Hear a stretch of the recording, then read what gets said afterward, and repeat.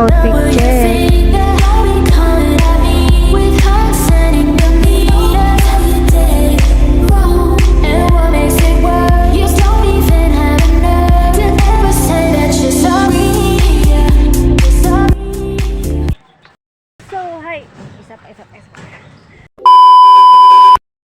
So hi guys mga ka-Rick Squad, good morning sa inyo. Time check 8:32, so on the way bayan ulit. So mamimili pala ako ng mga flavor, gummies and baso ng Coffee Bendo. Tapos magpapa-tempered na ako ng cellphone guys. Papalagay na ako ng tempered. So tara, let's go. Tara na.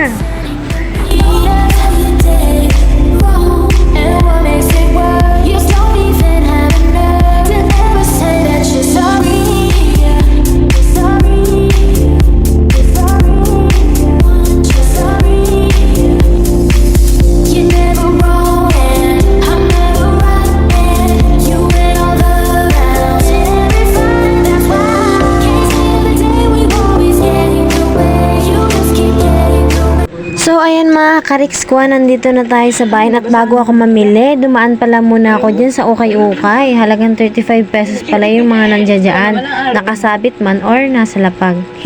Marami din po pala dyan mga hoodie at mga jacket. Ayan na, nagagandahan nga ako dyan guys kasi wala pa akong budget dyan. Kaya tamang tingin muna tayo. Pagkatapos ko po palang tumingin dun sa ukay-ukayan at ayan, dumiretso na ako sa pag-anuan ko ng tempered, pagpapakabit ko. Ano ba tawag dun? Pagpapalagay? Pagpapalagyan ko ng, basta, dun sa paglalagyan ko ng tempered, guys. Dito pala ako magpapalagay ng tempered dyan kay ate na nakaupo. Yes, dyan na. Pagkatapos naman pong lagyan ng tempered yung cellphone ko at ayan, dumiretso na ako dun sa pagbibilan ko sa palengke. Syempre, saan pa ba?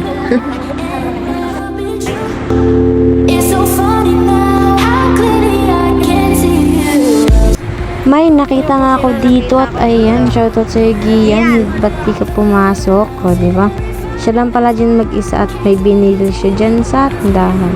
Pagkatapos namin mag-usap at ayan, dumiretso na ako papuntang palengke dyan guys. Dito pala ako unang bumili sa mga matatamis at ayan, maraming pagpipilian kaso wala dyan yung makapuno na binibili ko kaya ayan lang muna yung mga binili ko.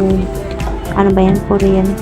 Pagkatapos ko po parang bumili dyan at ayan, doon naman tayo sa bilihan ng baso para sa flavor, para sa Coffee Bendo namin. At tignan nyo guys kung ano nga yung baso namin. Kapag wala kayong pambili ng Starbucks, dito na kayo sa amin, Star Cup. Tawa ka ton. Tawa ka. Ayusin mo. Yan. Pagkatapos ko naman bumili ng mga baso, dyan naman ako sa bilihan ng mga gamis. Bumili rin pala ako dyan ng mga ice pop at ice candy. At ayan yung mga dala ko, isang box ng baso. Ay hindi, kalahati lang pala yan. At yan, mga gamis at matatamis. Pinaiwan ko po pala dyan sa may sakayan ng jeep yung mga una kong binili kasi bibili pa ako ng flavor namin sa Coffee Bendo. At ayan, si nanay. Thank you po. Ayan, tara na.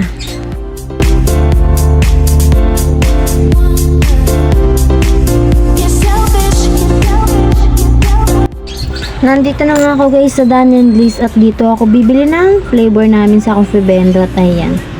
Look at me guys. Nangyari estudyante for today.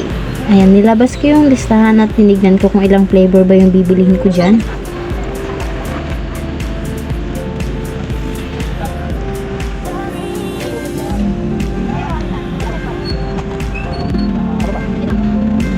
Ito na guys yung binili ko, 4 na 3-in-1 at 3 chocolate. Pagkabayad ko po pala dyan at ayan, bumalik na ako dun sa sakayan ng jeep at tara, maghintay na tayo ng sasakyan nating jeep. At ayan guys, habang naghihintay ako, shoutout po sa mga nanonood at nagla-like ng aking videos. Thank you po sa inyo. God bless.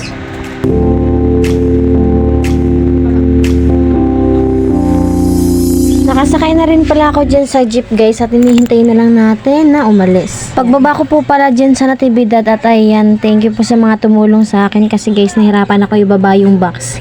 Thank you po sa inyo. God bless.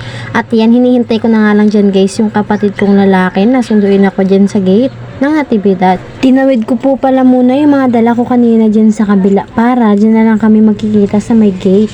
Habang naghihintay ako dyan sa kapatid ko, ayan, bumili muna ako ng taho. Ayan, nagpadagdag pala ako dyan na, ayan na, yung matamis.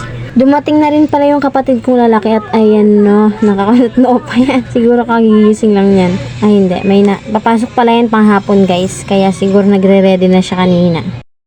A few moments later. Ayan guys, nakauwi na tayo at ayan, time check. 11:15 na guys. Ang galing talaga ni filter. O, tignan nyo guys. Ano napansin nyo sa suot ko? Naging all blue na. Kanina green yun nasa taas ha. Nakaiba talaga pag si filter na talaga yung ginamit.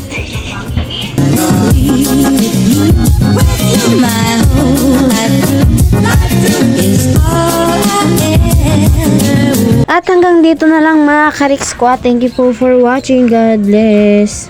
Kita-kits sa susunod na vlog. Bye. Bye.